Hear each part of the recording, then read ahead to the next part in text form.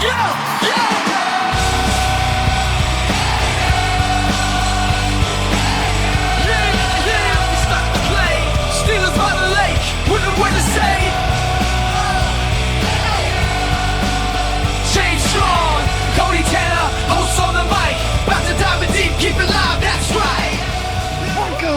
to the Steelers by the Lake podcast.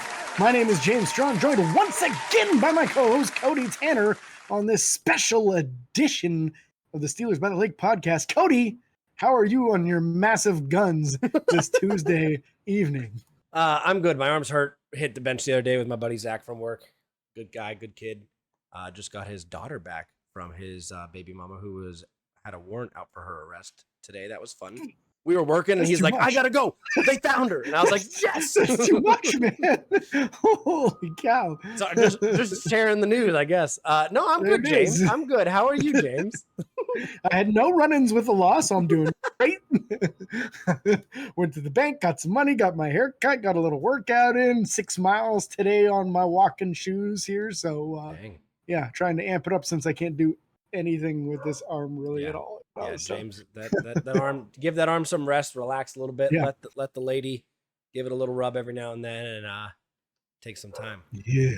Good friend of the podcast, Ryan, was just there. You hopped on, and he was doing some weights in the back, so that was exciting. We're fresh, we're ready to go. This is a special episode, obviously, as we normally don't post on Tuesday.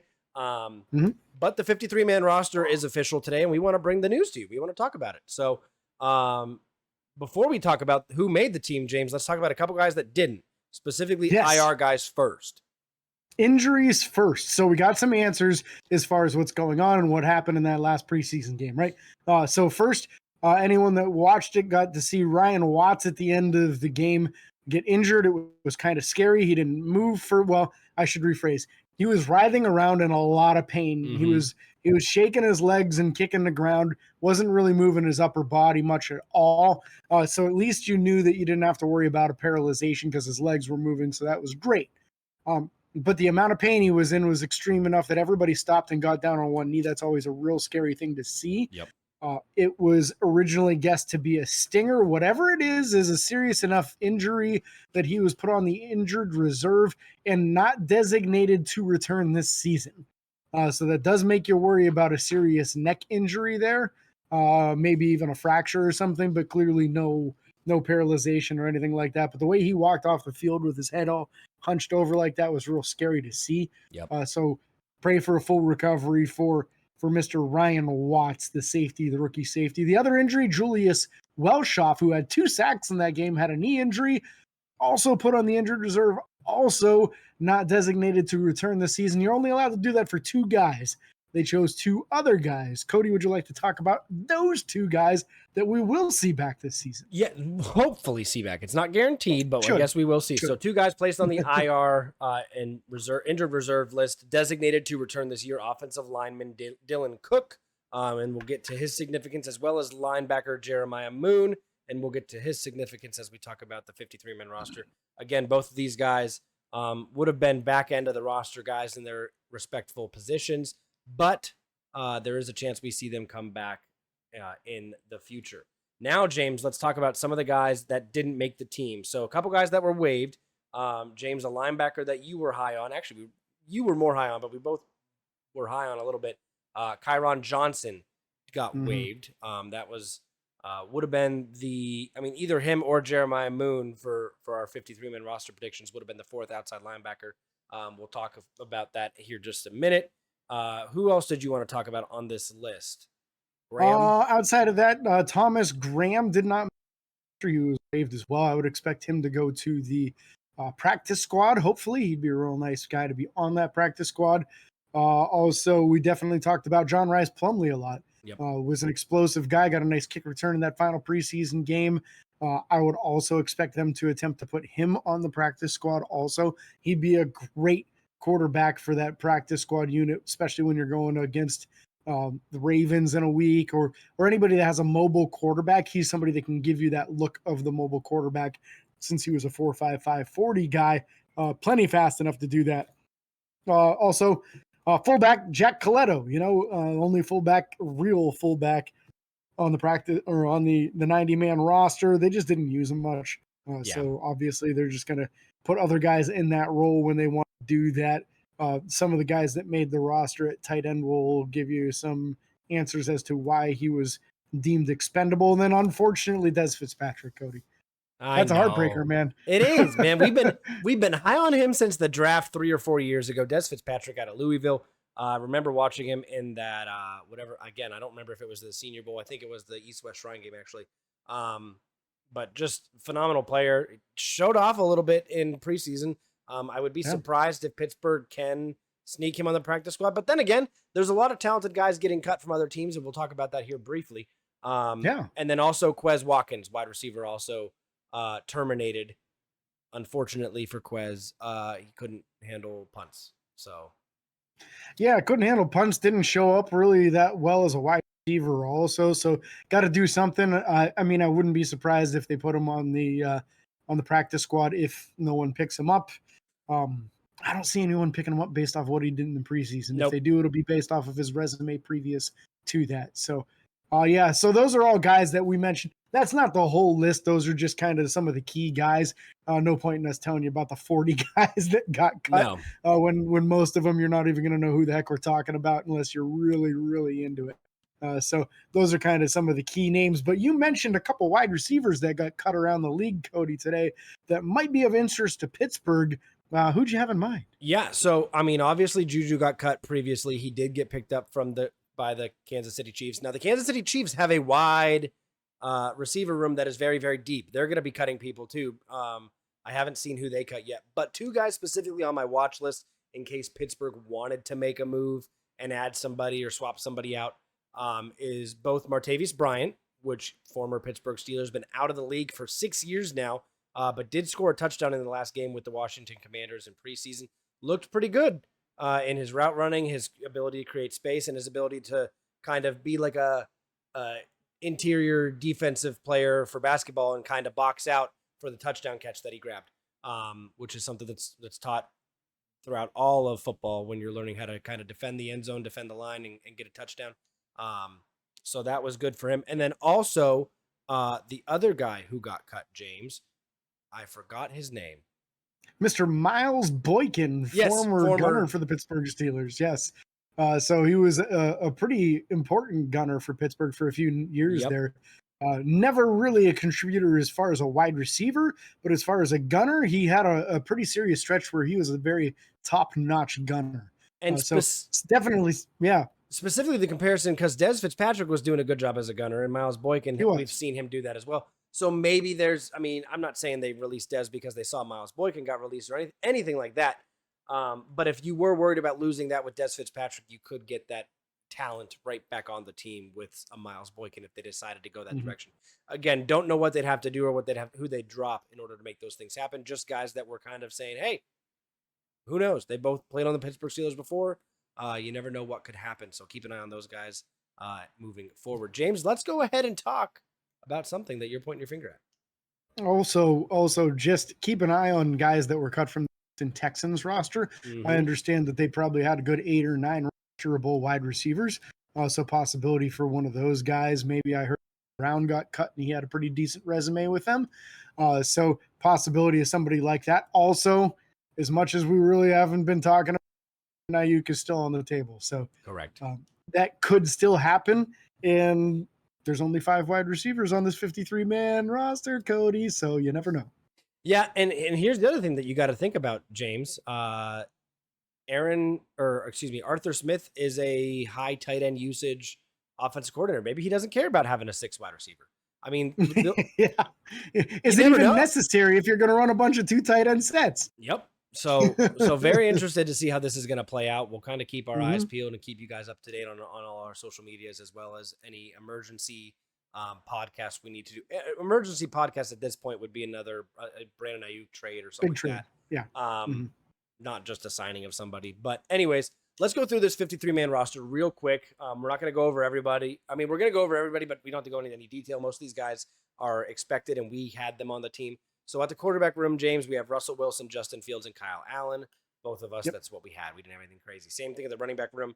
Najee Harris, Jalen Warren, and Cordarrelle Patterson. Patterson having a nice game in that preseason, that third and final preseason game. Fullback, technically nobody. Tight end room, though, Pat Freiermuth, Darnell Washington, Connor Hayward, and Michael Pruitt. Michael Pruitt showing off again in that third preseason game as well. Being that fourth tight end, Connor Hayward being the flexible guy that can pop up and play fullback when needed to, motion out, be a second, third tight end, whatever we need. James, you want to go honestly, too, let's not downplay Darnell Washington and Michael's blocking abilities. Yes. Both of them, even though they're not the traditional fullback size, did get some reps at that. So either one of them could serve as that on game day. So I mean, heck, we saw Henry Mondeau do it. Right? That was good. Sorry. Man, I loved Henry Mondeau. I had a good 2-year stretch of Mondeau madness on this podcast. You did. James, you want to go over wide receivers and offensive linemen? Yes, let's start O-line, then I'll finish up with wide receivers.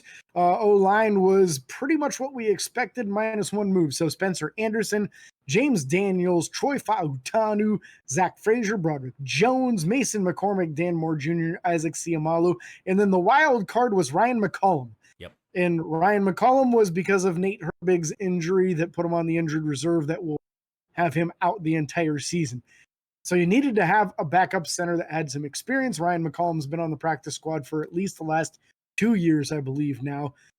He's got some experience in the NFL, even had some snaps as a Detroit Lion back when playing for them. So he does have some experience. I kind of wish they would have had more opportunity to play Mason McCormick at center and then maybe somebody else. I also wouldn't be surprised if they practice Mason McCormick at center for the next few weeks. And then once Dylan Cook is healthy and able to come off of the injured reserve, if Ryan McCollum is the guy that's the odd man out and Mason McCormick becomes your backup center. But otherwise, everything else was expected on that. We just didn't know Dylan Cook was injured. No. That was the thing. No, we did not. Somewhere between the second preseason game and the third one. Apparently it's a foot injury, bad enough that he had to be on the IR. So that means at least 4 weeks. So designated the return is a good thing. Hopefully Fautanu is healthy for week 1. Otherwise, we don't have a backup offensive tackle on this roster right now. So that would be bad. Wide receiver core, Calvin Austin III, Van Jefferson, Scotty Miller, George Pickens, and Roman Wilson. Yep. Only those 5 are your core. That's it. That's it, man. Defensive line room, you have Montravius Adams, Keanu Benton, Cameron Hayward, DeMarvin Leal, Logan Lee, Isaiah Loudermilk, Dean Lowry, and Larry Ogunjobi. Now, remember, DeMarvin Leal did play some outside linebacker this preseason, and we kind of highlighted him a little bit in practice as well. So DeMarvin Leal could potentially be an outside linebacker for us, and that might be the reason why they only kept 3 traditional outside linebackers, James. And you kind of called this, I believe, in a private message with me moving this afternoon or yesterday or whatever it was. I think it was yesterday. TJ Watt, yesterday. Yeah, TJ Watt, Alex Highsmith, and Nick Herbig are the only outside linebackers to make the team. Again, DeMarvin Leal gives you a little bit of flexibility with that, so we'll see what happens there. Inside linebackers, the same guys me and you expected: Patrick Queen, Landon Roberts, Peyton Wilson, Tyler Matakevich, and Mark Robinson. Tyler Matakevich, Mark Robinson, both those guys being phenomenal special teams players. And then also Peyton Wilson being the freak athlete that he is. And had a phenomenal preseason as the rookie, and then the 2 starters, Patrick Queen and Landon Roberts. Still no idea on. Go ahead. So I'm sorry, I had a little dog outbreak there. So they did the thing that we didn't keep all 8 defensive linemen. Yep. We thought they'd have to trim it down to at least 7, if not 6. Instead, they keep them all. And you're 100% right. It has everything to do with the capability of DeMarvin Leal to play outside linebacker. He started that third and final preseason game as an outside linebacker opposite Nick Herbig and got to the quarterback at least once, registering a half sack. He got a half sack in another game too. He just had a great preseason, man. And they say he's down to 274 pounds now. So that's size of an outside linebacker. Yep. That's a defensive end in a 4-3. That's an outside linebacker.